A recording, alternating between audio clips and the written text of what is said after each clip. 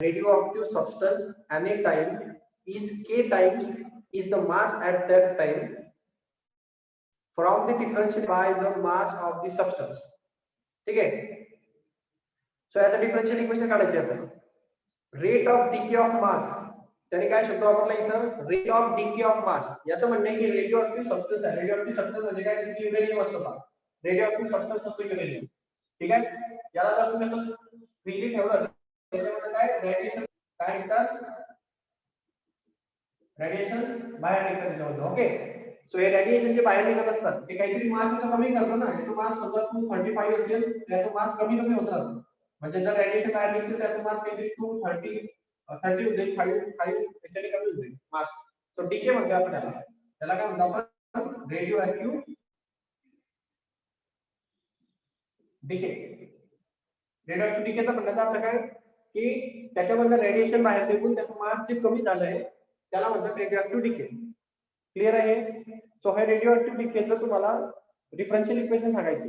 Rate of decay of mass, rate of decay of mass आपण काय म्हणणार, rate of decay of mass म्हणण्याचा अर्थ काय, change in mass with respect to time. टाइमानुसार जे मास कमी होत आहे त्याला आपण म्हणणार डिके झाला. किती रेटने डिके झालं, बरोबर. डिके म्हटलं म्हणजे काय असतं, किती रेटने ते कमी होत आहे. रेट कोणासोबत, टाइम सोबत. So change in mass with respect to time. ठीक आहे. आता हे टोटली कोणावर डिपेंड असणार, तर त्यांनी इथे सांगितलंय बा, rate of decay of mass of radioactive substance at any k times of the its mass at that time. म्हणजे हे जे decay of the radioactive substance आहे हे किती टाइम्स आहे, k टाइम्स आहे कोणाच्या, मासच्या. त्यांनी सांगितलं तिथं k times of the mass. Clear आहे का? हो. क्लियर आहे काय? Rate of decay of mass is k times of the mass of the substance. So k is equal to m. हे तुमचं डिफरन्शियल इक्वेशन आहे, संपला question. So this is your required differential equation. फक्त वर्डला मी काय केलंय, convert केलंय कशामध्ये, differential equation मध्ये. रेटचा मिनिंग असतं change in mass with respect to time is directly proportional to k times of the mass. संपलं. कळलं का? हो. ओके. आवाज एखादी चालू ठेवा. राज तुझा आवाज ओपन राहू दे. कळलं का? हो सर, कळालं. हा क्वेश्चन कळाला का? एवढंच येते मध्ये, काही जास्त नाहीये. फक्त इक्वेशन तयार करायचं होतं. हा क्वेश्चन एवढा समस्या फिनिश करून टाकला तरी चालेल. पुढे बघा कळलं. From the differential equation of a family of circle above the x axis and touching x axis at the origin. Okay. So आपल्याला एक डिफरन्शियल इक्वेशन सॉल्व करायचं आहे फॅमिली ऑफ सर्कल्सचं. असे फॅमिली ऑफ सर्कल्स जे टच करतात above the X axis आहे आणि टचिंग दी एक्स ऍक्सिस असणार, सरळ सरळ एक्स ऍक्सिसला टच करणार. ओके. आणि ते अबोव दी एक्स ऍक्सिस असतील. ठीक आहे. आता याच्यासाठी तुम्हाला डिफरन्शियल इक्वेशन काढावं लागतं. Okay. So dy by dx च्या टर्म मध्ये तुम्हाला याला शिफ्टिंग करावी लागेल. सो क्वेश्चन बघा, क्वेश्चन काय, find the differential equation. So first thing आहे फाइंड डिफरन्शियल इक्वेशन. ठीक आहे. कोणाचं, circle above the X axis. दुसरी कंडिशन आहे, जे सर्कल्स आहेत ते अबोव दी एक्स ऍक्सिस आहे. ठीक आहे. देन ते थर्ड कंडिशन आहे ते टचिंग आहे. सर्कल जे आहे, circle are touching to X axis. ठीक आहे. कंडिशन समजून घ्या. डिफरन्शियल इक्वेशन फाइंड करायचे अशा सर्कलचं की जे above the X axis circle असतील आणि ते असे सर्कल पाहिजे की ते टच करतील एक्स ऍक्सिसला. अशी कंडिशन कुठली असेल? सो सिंपल आहे, हा एक्स ऍक्सिस असणार, हा ऍक्सिस असणार, अबोव दी एक्स ऍक्सिस म्हणजे वरती असणार आणि ते टच केलं म्हणजे कोणाला, एक्स ऍक्सिसला. सर्व तुम्ही असं कुठलाही सेंटर घेऊ शकता. त्यांनी इथं डायग्राम केली पाहिजे. एक सर्कल असं असू शकतं, दुसरं सर्कल असं असू शकतं, तिसरं सर्कल असं असू शकतं, है ना. एक सर्कलची फॅमिली. कळलं का? जे सर्वचे सर्व एक्स ऍक्सिस वर टच करतात आणि एक्स ऍक्सिसच्या वरती समजलं. कळलं का? हो. कळलं का? हो सर. डिफरन्शियल इक्वेशन यांचं काढायचं आपल्याला. अबोव दी एक्स ऍक्सिस सर्व सर्कल एक्स ऍक्सिसच्या वरती आहेत आणि सर्वचे सर्व एक्स ऍक्सिसला टच करतात या पॉइंटवर. ठीक आहे. Sir hello. ठीक आहे. सो हे जे सर्कल असतील त्यांचे आपण इक्वेशन सध्याला काय करून घेऊ, त्यांचे सेंटर असतील जसं की आपण सेंटर आहे करू. हे जे सर्कल्स आहेत त्यांच्या सेंटरला आपण एच आणि के म्हणतो. तुम्हाला वाटतं सर हॅलो. हा सर ते हेडफोन्स घाला ना आणि ते पेज नंबर काय चालू आहे ते पण सांगा. पेज नंबर 195 सुरू आहे. ते हेडफोन्स घाला ना सर, ते आवाज इको होतोय तो. चांगला येतोय सर. मग ते माईक पण येत नाही का? सर इतका क्लिअर नाही येत आहे.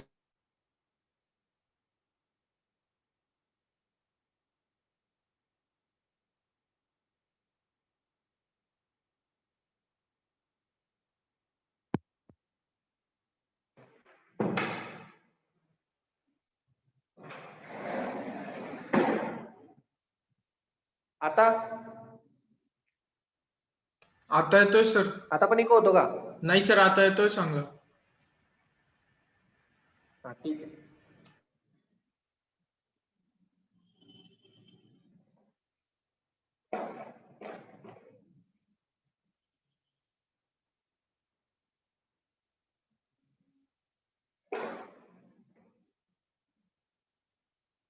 सर्कलचं इक्वेशन माहिती पाहिजे ना. काय असतं सर्कलचं इक्वेशन? इक्वेशन ऑफ सर्कल काय असतं? x² + y² = r². ठीक आहे. पण आपल्याला आता सेंटर इथं माहित नाही ना, सेंटर काय आहे. म्हणजे ओरिजिन मला सर्कल होतं. सेंटर जर डिफरंट असेल जसे की तुम्ही याला h आणि k म्हणायचे बघा. आठवलं का सेंटर? सर्कलचं सेंटर काय असतं? h k असतं. मग काय याचं equation x - h (² + y - k (² = r²). आठवलं का? हो. आठवलं का? सेंटर रेडियस फॉर्मचं इक्वेशन होतं पहा हे सर्कलचं. सेंटर जर डिफरंट असेल तर x - h (² = y - k (² r²). h म्हणजे सेंटर x कोऑर्डिनेट आणि y म्हणजे y चा कोऑर्डिनेट k आहे सेंटरचा, सर्कलच्या सेंटरचा. सो तुम्हाला काय करावं लागणार याच्यामध्ये, तुम्हाला माहिती आहे की जसं की या ठिकाणी हा जो पहिला जो सेंटर दिलेला आहे इक्वेशन ऑफ सर्कल, रेडियस जर तुम्ही r कन्सिडर केलेली, ओके, आणि तुम्हाला एक गोष्ट माहिती पाहिजे मध्ये की हे जे पॉइंट पास होतात ना ते h आणि k मधनं पास होतात. ठीक आहे. पण इथे इंटरसेक्शन टचिंग का केलं आहे? A B centre, so with respect to 0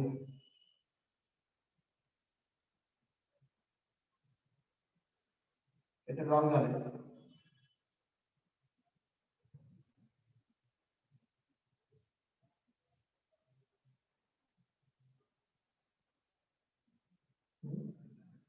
Center of the intersection is origin, okay. Radius of the origin. So x - 0 x² + y² = b². So 2by + yb. हाँ ठीक है, ये तो कन्फर्म है. ठीक है, चलतो तेवढं. ओके. सी इकडे बघा, तो क्वेश्चन त्याच्यानुसार घेऊ का तुमच्या आन्सर नुसार? हो. इथं तुम्ही HK घेतलं तरी चालेल, बट तुम्ही जर क्वेश्चन बुक म्हणजे आन्सर जर घेतलं तर मला इथं बी आणि ए त्यामुळे कन्फ्युजन होईल. मग इथं बी आणि ए घेतो. काही वेगळं नाही करायचं, मला तेच करायचं.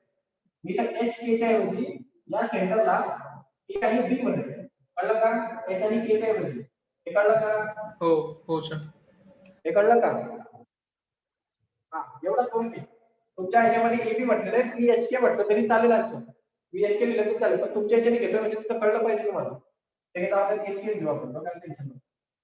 H आणि K, सो त्या हिशोबाने मला सांगा बघा, हा जो सेंटर आहे हा ऑन दी y ऍक्सिस आहे की नाही? हो. y ऍक्सिस वर येतो ना, म्हणजे त्याचा कुठला कॉम्पोनंट 0 पाहिजे?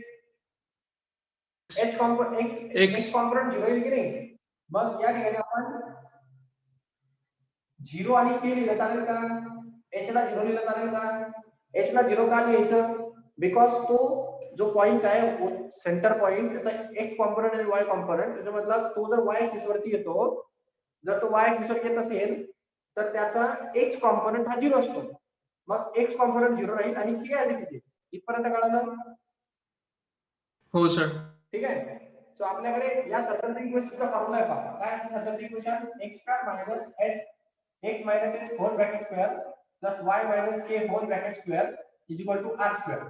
तुम्हाला माहिती आहे की या सर्कलचा सेंटर h आणि k आहे, जो की y ऍक्सिस वर असल्या कारणाने 0 आणि k लिहिता येईल. मी याच्या आणि के ची व्हॅल्यू घेऊन याचा सबस्टिट्यूट करतो. ठीक आहे. काय भेटेल सबस्टिट्यूशन नंतर इक्वेशन ऑफ सर्कल भेटणार x मायनस h ची व्हॅल्यू 0 चा square plus y minus k ची व्हॅल्यू k च आहे. सो k चा square equal to r square. ठीक आहे. हो ठीक आहे. ठीक आहे. आता मी लक्षात घ्या.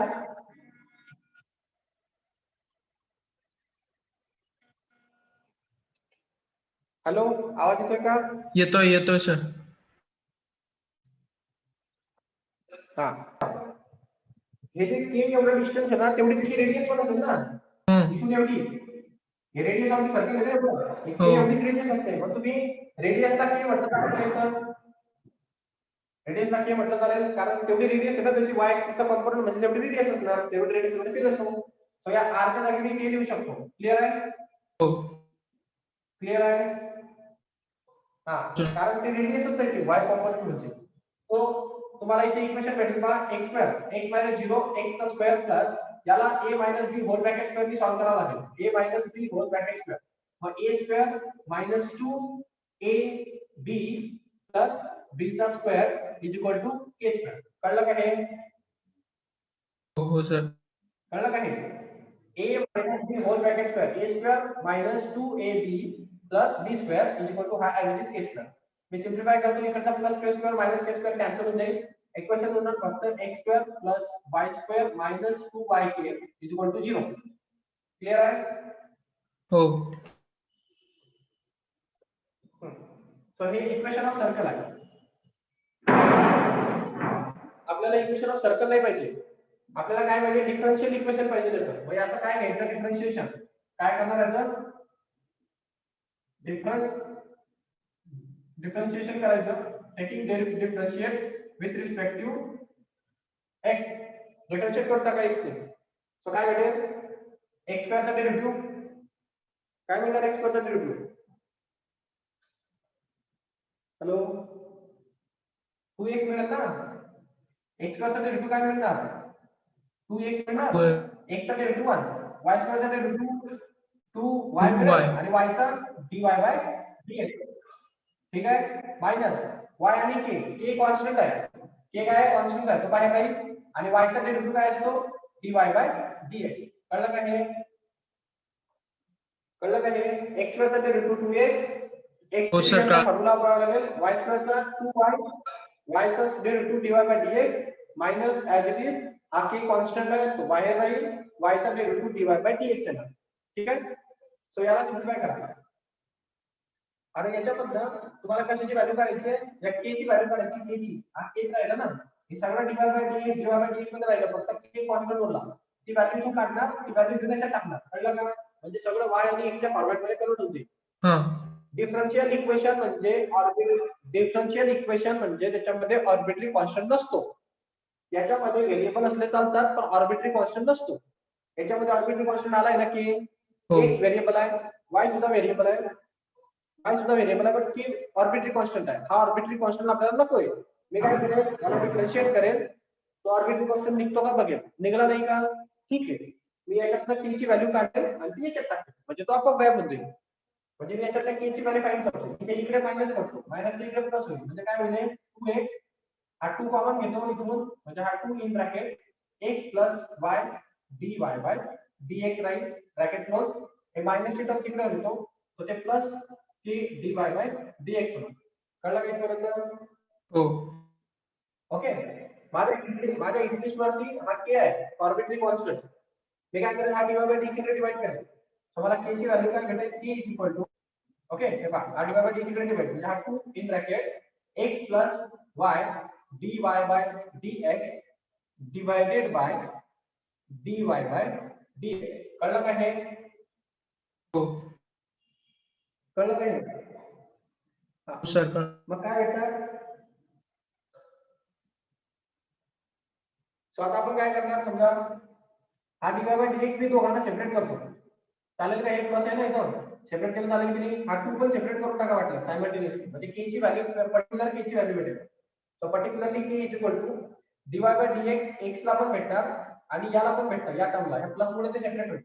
मी हा 2 पण मध्ये घेऊन टाकतो, म्हणजे असं होईल x divided by dy by dx. हा 2 into x आणि हा dy बाय dx याला आणि प्लस हा 2 into y 2y dy by dx divided by dy by dx. कळालं का हे पर्यंत? हो सर कळालं. हा dy by dx हा 2 मध्ये शिफ्ट केला, हे प्लस मुळे हे सेपरेट होऊन त्याला सेपरेट होऊन जाईल. सो काय होईल इथं? हा dy by dx आणि हा dy by dx कॅन्सल होऊन जाईल. फक्त 2y होणार. त्या 2y मधून आपल्याला 2 कॉमन काढता येतो.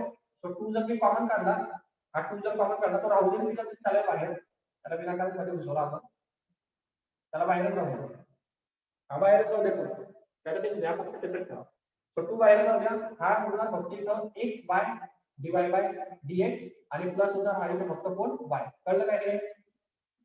हो हे कळलं काय? हा, ही k ची व्हॅल्यू काढली मी, आपण आर्बिट्ररी कॉन्स्टंट ची व्हॅल्यू काढली. आता आर्बिट्ररी कॉन्स्टंट ची व्हॅल्यू घेऊन आता पुन्हा टाकायची या पहिल्या इक्वेशन मध्ये, इक्वेशन नंबर 1 म्हणा आणि या इक्वेशन नंबर 2 म्हणा. सो सबस्टिट्यूट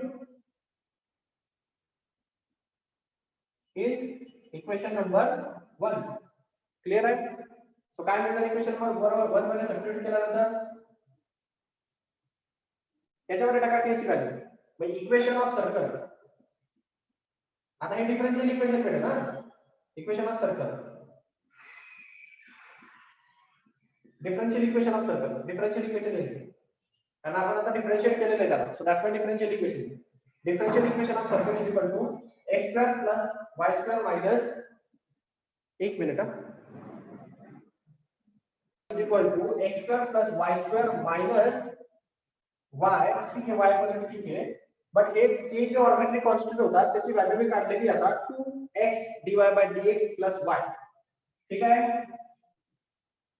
हो ठीक आहे. तो ती व्हॅल्यू सबस्टिट्यूट करा, x upon dy by dx plus y bracket close आणि हा ब्रॅकेट क्लोज. ठीक आहे, आणि हे काय राहील इज इक्वल टू 0. ओके, मग काय सॉल्व करायला पुढे सिम्प्लिफिकेशन करावं लागेल. Cross multiplication, simplification, dy by dx चा कॅन्सल करावा लागेल आणि मग आपल्याला लास्टला आन्सर मिळणार. ठीक आहे, 2 ला काय करायचं मध्ये घुसवून घ्यायचं म्हणजे तो सिम्प्लिफाय होईल.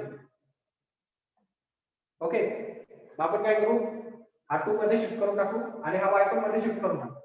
ठीक आहे, तर बघा हा x square plus y square minus हा y आणि हा 2 आणि हा x किती होणार ते minus 2x by dy by dx. कळलं काय? हा y हा 2 आणि हा x हे तिघ एकमेकांना मल्टिप्लाय होतील 2xy मिळेल. हे माइनस y मध्ये जाईल तर minus y plus plus minus minus राहील इथं y 2 आणि हा y काय होईल ते 2y स्क्वेअर. कळलं का? हो हे कळलं का? y into 2y मल्टिप्लाय होईल y ला तो 2y स्क्वेअर बनेल. हा 2y x ला मल्टिप्लाय झाला तर तो 2xy divide by dx square. कळलं का? आणि हे प्लस चं इथं मायनस का झालं, बिकॉज हे बाहेरचं मायनस मध्ये घुसणार, हे प्लस मायनस मायनस. हे कळली का स्टेप? हो सर. हे स्टेप कळली का? हा, पुढे पहा. आपल्याला हे 2y स्क्वेअर आणि y स्क्वेअर ची ऍडिशन सबट्रॅक्शन करता येऊ शकते. y स्क्वेअर मधला मायनस 2y स्क्वेअर मायनस झाले तर प्लस मायनस मायनस होणार 2 मायनस 1 मायनस 1 उरला. सो इथं भेटणार पहा x square minus y square आणि ही जी मायनस ची टर्म आहे पुन्हा ही इकडे शिफ्ट करतो मी त्या साइडला. सो काय भेटेल, ती प्लस भेटेल 2xy dy by dx. कळलं का हे? हो कळलं काय? मायनस 2y स्क्वेअर मधनं y स्क्वेअर मायनस केला मायनस y स्क्वेअर भेटणार आणि ही मायनस ची टर्म तिकडे शिफ्ट केली ती प्लस भेटणार. हे आपलं नॉर्मल इक्वेशन आहे. हे कोणासारखं दिसतं, x square plus y square is equal to r square असं इक्वेशन दिसतं नाही. x स्क्वेअर ची टर्म y स्क्वेअर ची टर्म आणि r स्क्वेअर ची टर्म. तर याला म्हणतात डिफरन्शियल इक्वेशन ऑफ दोन सर्कल. सो हे तुमचं रिक्वायर्ड डिफरन्शियल इक्वेशन आहे. क्लियर आहे? हो सर. कसं सॉल्व करायचं?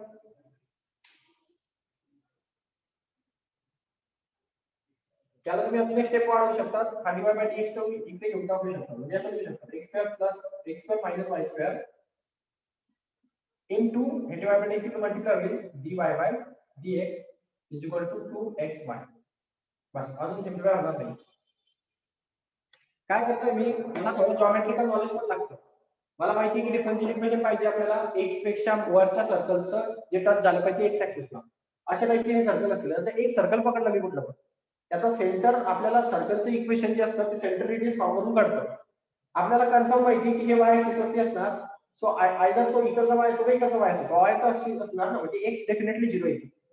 सो वाय ऍक्सिस वरचा जर सेंटर असेल तर एक्स डेफिनेटली 0 आला पाहिजे, म्हणून एक्स ची व्हॅल्यू 0 झालेली आहे आणि के त्याचा वाय कॉम्पोनंट राहील फक्त ऍज इट इज. देन या केस मध्ये ही व्हॅल्यू घेऊन मी आपल्या इक्वेशनकडे सबस्टिट्यूट करणार. हे standard equation of the circle आहे, x h whole bracket square plus y minus k whole bracket square equal to r square. पण आपल्याला थोडं लॉजिक पण लावायचं आहे की याची जी रेडियस आहे ना ती या k एवढीच राहील, कारण इथून इथपर्यंत डिस्टन्स आहे ना तेवढाच की एक पॅरामीटर असणार, म्हणजे त्याचा y कॉम्पोनंट आणि तेवढी तिची रेडियस असेल. ती रेडियस जागी मी k सबस्टिट्यूट करू शकतो, y कॉम्पोनंट जागी k सबस्टिट्यूट करू शकतो. सबस्टिट्यूट केल्यानंतर मला हे इक्वेशन भेटतं, ज्याला a minus b whole bracket स्क्वेअरचा फॉर्म्युला वापरून मी सिम्प्लिफाय केलाय. k ची व्हॅल्यू कॅन्सल होईल, x square plus y square minus 4yk equal to 0 answer. आता प्रॉब्लेम असा आहे की आपल्याला डिफरन्शियल इक्वेशन काढायला सांगितलंय, म्हणजे आपल्याला याचा डेरिव्हेटिव्ह घेऊन हा k काढून टाकावा लागेल. कळलं? सो डिफरन्शिएट करायचं with respect to x. x स्क्वेअरचा डेरिव्हेटिव्ह 2x येतो, y स्क्वेअरचा 2y डिवाइड बाय dx येतो, मायनस y चा पुढचा k कॉन्स्टंट येतो आणि y चा डिवाइड बाय dx येतो इक्वल टू 0. देन या दोघांमध्ये तुम्ही 2 कॉमन काढू शकतो. तुम्ही 2 कॉमन काढला, x plus y divide by dx as it is राहील, मायनस हा मायनस ची टर्म तिकडे शिफ्ट केली ते प्लस डिवाइड बाय dx झालं. जर मला k ची व्हॅल्यू पाहिजे, कारण हा k त्याच्यात प्रॉब्लेमॅटिक आहे. हा k डिफरन्शियल इक्वेशन आणत नाही आपल्याला, आर्बिट्ररी कॉन्स्टंट रिमूव्ह केल्याशिवाय डिफरन्शियल इक्वेशन मिळत नाही. सो k ची व्हॅल्यू इथून घेतो मी, हा डिवाइड बाय dx इकडे डिवाइड करून घेतो. त्यानंतर मी हा डिवाइड बाय dx याला सेपरेट करतो, म्हणजे हा डिवाइड बाय dx कॅन्सल होऊन जाईल. त्याच्याकडे होता ना डिवाइड बाय dx, म्हणून तसं केलं. हा सेपरेट का केला बिकॉज त्याच्याकडे कॅन्सल व्हायला पाहिजे. हा सेपरेट करणार मी, हे 2 बाहेर दिले पण x by divide by dx plus y divide by dx divide by dx आणि divide by dx get cancel. So तुम्हाला भेटणार का x upon divide by dx plus y आणि हा बाहेरचा 2. ही k ची व्हॅल्यू घेतली, ही k इक्वेशन नंबर 1 मध्ये सबस्टिट्यूट करायची. या k च्या जागी ही व्हॅल्यू टाकायची. तर मी केलंय पहा, हे x square as it is आहे, हा y स्क्वेअर पण ऍज इट इज आहे, हा मायनस पण ऍज इट इज आहे, हा y पण ऍज इट इज आहे. फक्त k च्या जागी ही व्हॅल्यू घेऊन सबस्टिट्यूट केली. So 2 in bracket x plus dy by dx plus y equal to 0. याला सिम्प्लिफाय करा, तुम्हाला आन्सर मिळेल. ठीक आहे? हो सर. ठीक आहे. हां, सुरुवात करू. हो असे क्वेश्चन केल्याने नसतं, थोडं मार्क करावं लागतं. एकदम इझी पहा, इक्वेशन तयार करायचं आणि ते आर्बिट्ररी कॉन्स्टंट काढण्यासाठी डिफरन्शिएशन घेऊन टाकायचं. त्याच्यातनं डिफरन्शिएशन घेतलं की त्यातनं कॉन्स्टंटची व्हॅल्यू काढायची आणि ती पहिल्या इक्वेशनवर टाकायची. एवढंच करावं लागतं दरवेळेला, दुसरं काही नाही. आता पुढे पहा, 4th नंबरचा क्वेश्चन प्रॅक्टिकल क्वेश्चन आहे थोडा. A particle is moving along the x axis. एक पार्टिकल आहे लाइक दिस, हा x ऍक्सिस मध्ये मूव्ह होतो असं. कळलं का? हे पार्टिकल होता तो x ऍक्सिस मध्ये मूव्ह होतो. Its acceleration at time t is proportional to its velocity at that time. So या पार्टिकलचं जे acceleration आहे ते कसं आहे, प्रपोर्शनल आहे. कोणावर? त्याच्या वेलोसिटीवर. आता इथं कुणालाही माहिती आहे, हे सांगितलं काय नाही सांगितलं काय, आपलं नॉलेज आहे, आपल्याला माहिती आहे वेलोसिटी वरच ऍक्सेलरेशन तयार होतं. बरोबर? Find the differential equation of motion of particle. तर या पार्टिकलची जी मोशन होते, ही जी मोशन होते ना पार्टिकलची, त्याचं डिफरन्शियल इक्वेशन काढा. कळलं का? क्वेश्चन कळला का? हो सर, काल. एकदम इझी क्वेश्चन आहे पहा, म्हणजे थोडंसं नॉलेज लागतं. एक पार्टिकल आहे जो एक्स ऍक्सिस मध्ये मूव्ह होतो, त्याचा ऍक्सेलरेशन हे प्रपोर्शनल आहे कोणाला? वेलोसिटीला. तर मग त्या पार्टिकलची डिफरन्शियल इक्वेशन काय असेल, असा क्वेश्चन आहे. खूप इझी पहा, तुम्हाला ऍक्सेलरेशन वेलोसिटी यांचं कॅल्क्युलेशन माहिती आहे. बरोबर? आता डिफरन्शियल इक्वेशन काढणार, कसं काढणार ते इकडे बघा. तुम्हाला बेसिक माहिती आहे, ऍक्सेलरेशन प्रपोर्शनल आहे. कसं प्रपोर्शनल ते पण माहिती तुम्हाला. हा पार्टिकल इथून इथपर्यंत किती डिस्प्लेसमेंट परफॉर्म करतो, तर आपण अजून करू या इथून इथपर्यंत s डिस्प्लेसमेंट परफॉर्म करतो. किती? एस. क्लियर? हा, आणि किती टाइम मध्ये? टाइम किती लागतो त्याला? 30 टाइम लागतो. कळलं का? हो A पॉइंट पासून B पॉइंट पर्यंत जायला s डिस्प्लेसमेंट तो परफॉर्म करतो आणि t टाइम मध्ये. मग acceleration आणि velocity रिलेशन कसे येईल? So therefore acceleration काय होईल त्याच्यामध्ये पहिले velocity काढा. velocity काय होईल? change in displacement with respect to time म्हणजे velocity असते. करेक्ट आहे की नाही? change in velocity with respect to time बरोबर? हो बरोबर. हा मग आता हे velocity घेण्याचा टाकू का? हा हा घेण्याचा टाकू का? हो मग काय भेटेल? हे जर सबस्टिट्यूट केलं तर मग इथं म्हणायचं इक्वेशन नंबर 1 आणि याला लिहायचं equation number 2. Substitute equation number 1 in equation number 2 तर लिहायचं. Substitute equation number 1 in equation number 2 तो फॅक्टर मग ते टाका त्याच्यात व्हॅल्यू म्हणजे काय होईल ऍक्सेलरेशनचा फॉर्म्युला काय भेटेल तुम्हाला d/dt इथं राहिलं याचं इकडचं आणि त्या v चं मिनिंग काय असतं v चं मिनिंग असतं ds/dt कळलं का? हो कळलं काय? हा म्हणजे तुमचं ऍक्सेलरेशन काय भेटेल तुम्हाला? ऍक्सेलरेशन भेटणार डबल डेरिव्हेटिव्ह ना d2h/dt2 हम्म. कळलं काय? हो हा मग त्यांनी काय सांगितले की हे वेलॉसिटी आहे हे वेलॉसिटी तुमची आणि हे ऍक्सेलरेशन आहे हे कसं एकमेकाला proportional ना Proportional. as given we are moving that acceleration is proportional to velocity so त्या हिशोबाने acceleration म्हणजे काय d2h/dt ठीक आहे is proportional to velocity म्हणजे काय ds/dt कळलं का? हो सर हे गिवन होतं एवढं मग आता याच्यामध्ये प्रपोर्शनॅलिटी आहे प्रपोर्शनॅलिटी काढण्याच्या बदला प्रपोर्शनॅलिटी कॉन्स्टंट टाकावं लागतो की नाही मग काय भेटणार d2h/dt2 is equal to k ds/dt समजलं का? हो हो सर हा आता हे जे आहे हे डिफरन्शियल इक्वेशन आहे याला सॉल्व्ह करायचं झालं या डिफरन्शियल इक्वेशनला जर सॉल्व्ह करायचं असेल तर आपल्याला काय करावं लागेल हा k रिमूव्ह करावा लागेल पण ते नंतर करू आपण सुरुवातीला फक्त डिफरन्शियल इक्वेशन कसं तयार करतात ते बघू द्या मला एक डिस्प्लेसमेंट हे डिफरन्शियल इक्वेशनचे ऍप्लिकेशन्स आहेत एक मोशन आहे एक ऑब्जेक्ट मोशन करतोय टी टाइम मध्ये डिस्प्लेसमेंट एस परफॉर्म करणार त्याची वेलोसिटी आणि ऍक्सेलरेशन जर प्रोपोर्शनल असेल तर त्यांच्यामध्ये एकमेकांचं रिलेशन कसं असेल सो सिंपल आहे एकदम वेलोसिटीचा फॉर्म्युला घ्यायचा change in displacement with respect to time ऍक्सेलरेशनचा फॉर्म्युला घ्यायचा change in velocity with respect to time हे वेलोसिटीचा फॉर्म्युला याच्यात टाकायचा मग आपल्याला भेटणार double derivative of displacement is equal to acceleration मग आपल्याला त्यांनी सांगितले की ऍक्सेलरेशन हे वेलोसिटीवरती प्रोपोर्शनल आहे so acceleration चा formula double derivative of displacement with respect to time is directly proportional to the single derivative of displacement with respect to time proportionality काढण्याच्या बदला proportionality constant this is your required differential equation कळलं का? हो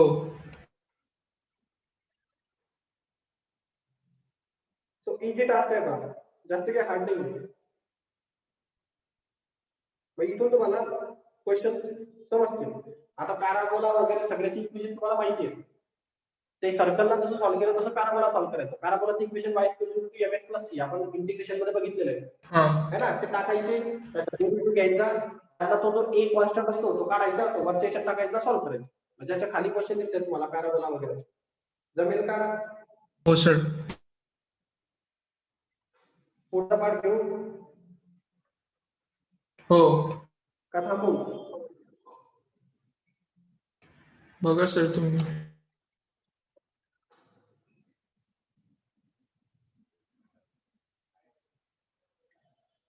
Okay. So next part मध्ये verification is the solution of differential equation. Verify that this is the solution of differential equation. Okay. So differentiation करायचे त्याच्यानंतर त्याला म्हणजे तुम्हाला particular solution काढायचे त्याचे पर्टिक्युलर सोल्युशन कसे काढतात त्याला सिम्प्लिफाय करावं लागतं ठीक आहे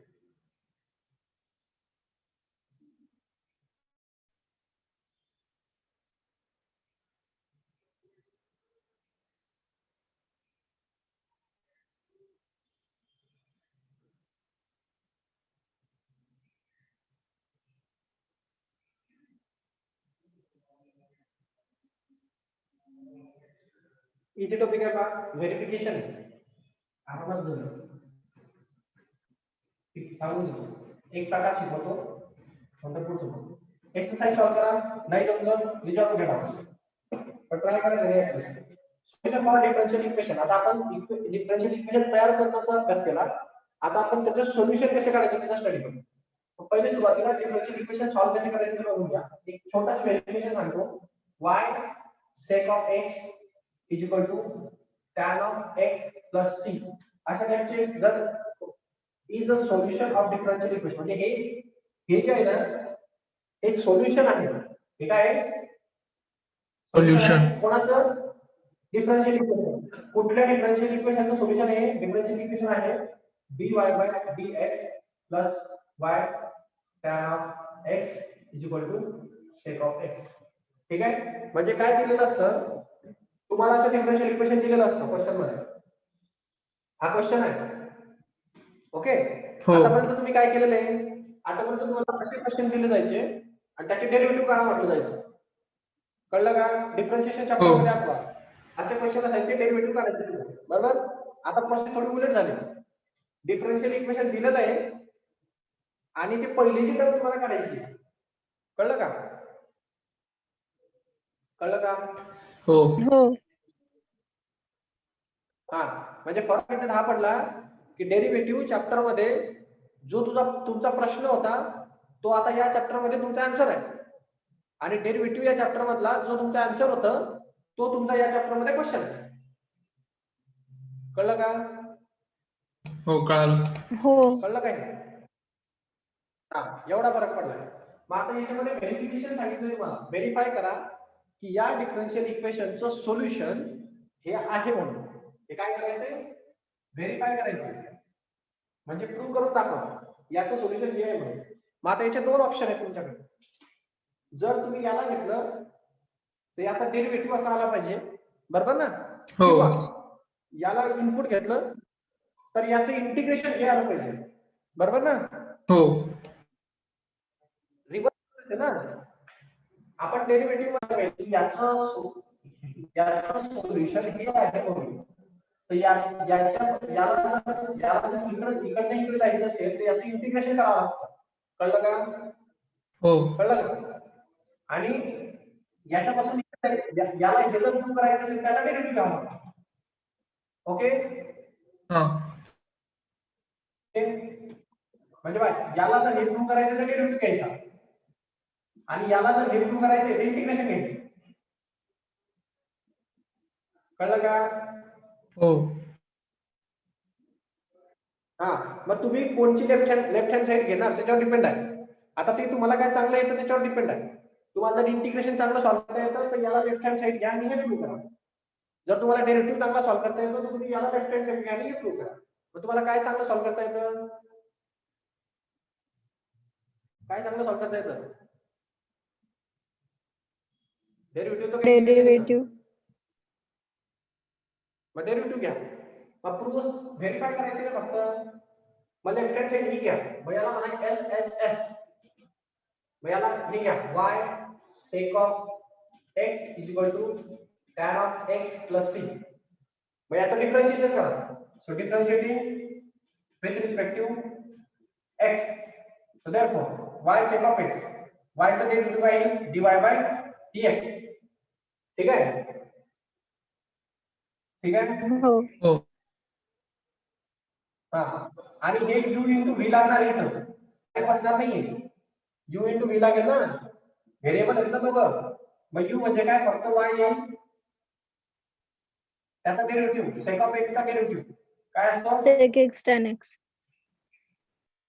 हा मग इथं ना म्हणजे लिहून घेतो मी इथं d by dx of sec of x आणि इथं त्यानंतर मग प्लस मग sec of x आहे ना त्यानंतर y चा डेरिव्हेटिव्ह ना dy by dx आणि मग पुढे इथं tan of x चा sec square x येईल आणि मग प्लस पुढे 0 होईल. कळलं का हे? हो. हे कळलं? हो.